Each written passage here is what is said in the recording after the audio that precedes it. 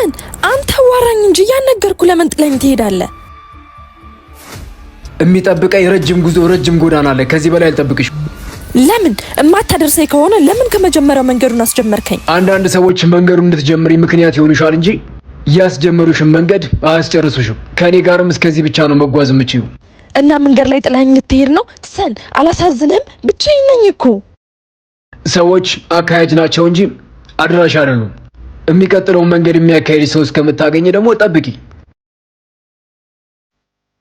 ሰን ስራ ጥለህ እዚህ ምን ትሰራለህ? ይቅርታ አለቃ፣ መንገድ የጠፋበትን ሰው መንገድ እየጠቆምኩ ነበር።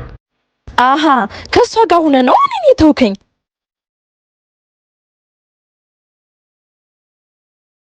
እኔ የማውቃቸው ሰዎች ሁሉ ከኔ ጋር ግንኙነት የላቸውም። እሺ፣ እስካሁን ላመጣዎች መንገድ ምስጋና እንጂ ጥፊ አይገባኝም ነበር። የሚጓዝ ሰው ደግሞ ስንቁ ባህሪ ነው። ባህሪ የሌለው ሰው ደግሞ የትም መድረስ አይችልም። ባህሪ የሌለው ሰው እንኳን ከሰው ጋር ከእንስሳ ጋር መኖር አይችልም።